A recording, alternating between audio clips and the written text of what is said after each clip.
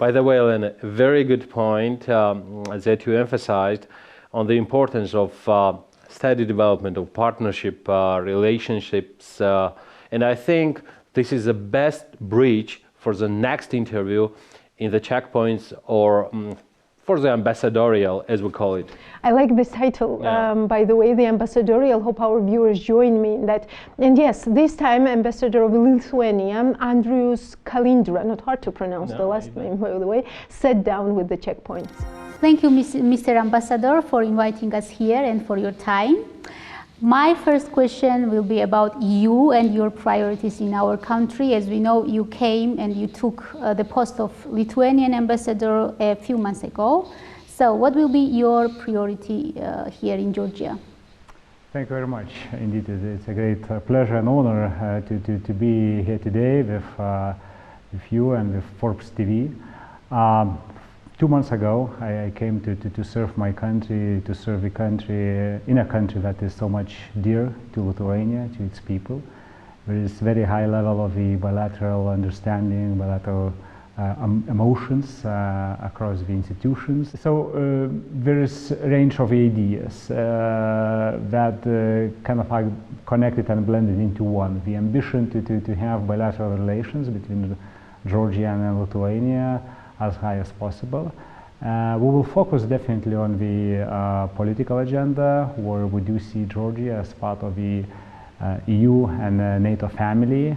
Also, we're going to work very much on cultural ties. We do initiate kind of window to Lithuania. This is the new event that most likely going to be launched later in May.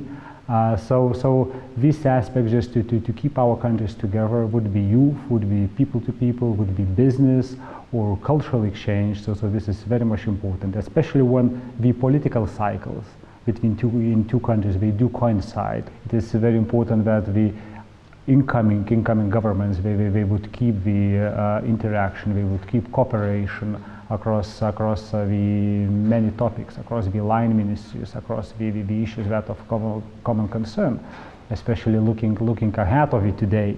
The EU will focus very much on some not very common issues like renewables, energy, that will come with the innovations, with many topics that we will have just to touch upon. So Georgia and Lithuania are known very friendly countries, very close countries, and we remember your support in many aspects. So how do you think, in which direction and how can we develop and deepen our economic cooperation? I would put an emphasis on the Green Deal implementation that is right now on the agenda in the European Union countries.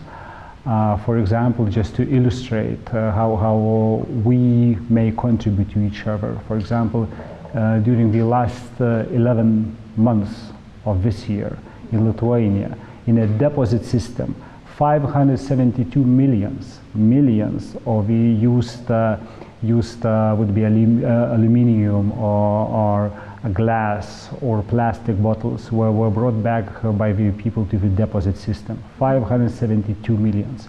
So that definitely contributes to the circular economy. That definitely contributes to the waste management. So these are practical elements where we can share the experience, where we can share the lessons learned, how to assist each other. So I would have an ambition just to work very much on environmental issues, on the waste management, on the renewables. There is so much of the sun here.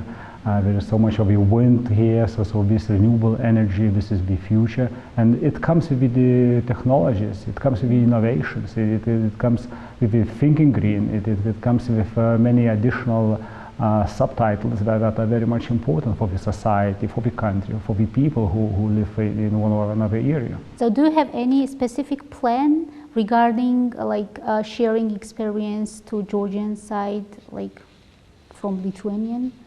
Yes, we do. We do on waste management. We do on a deposit system itself as a very tangible, very concrete element, and also we do plans just to further invest in this kind of thinking more green.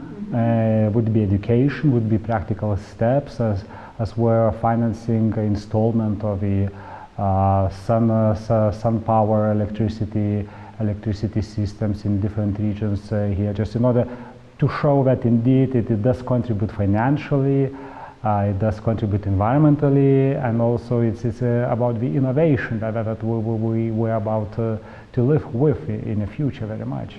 How do you think what other Georgian product has potential on Lithuanian market? Indeed, Lithuania is a big market, a relatively big market for Georgian production, and this also reflects our kind of strong political and emotional ties between two countries.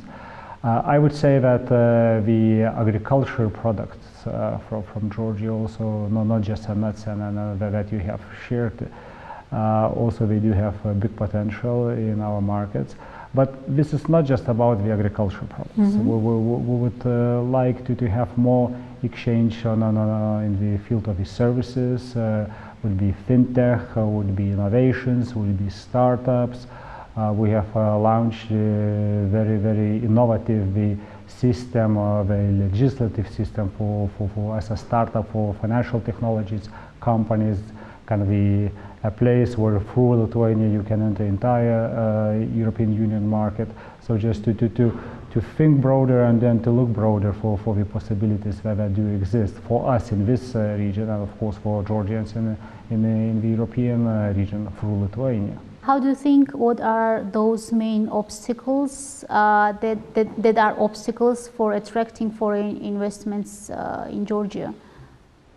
I wouldn't say that we should concentrate about the obstacles. Probably we should concentrate about the opportunities and ensuring the investment. But we cannot avoid those obstacles also. Yeah, and ensuring the kind of investment climate. What is needed for any businessman, would be local, would be foreign, is kind of predictability.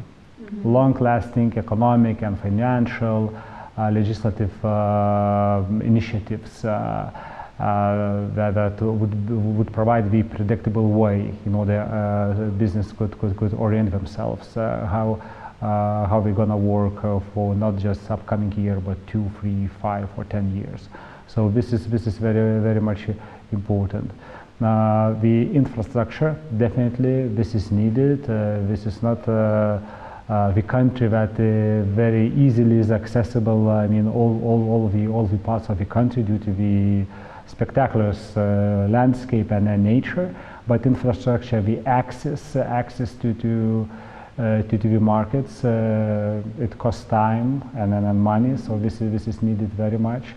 And definitely the financial incentives will extend that all these services, financial services, they would be, the price levels would be more or less appropriate and competitive. So you do have skills, you do have people. The multilingualism, definitely, it comes as an issue for any of the investments. Right now, there is not enough probably to speak one language, foreign language. So the investors, they do like people who speak more languages than native and the one foreign language. So definitely it comes.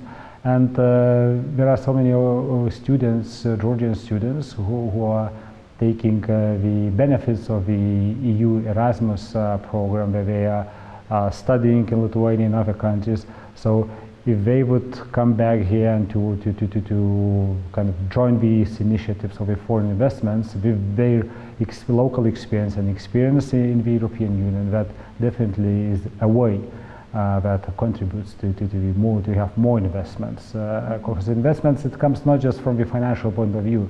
Investments comes with the different nature of the work ethics, of the working relationship with the attitudes. So this is also not less important than just kind of the creation of the working place.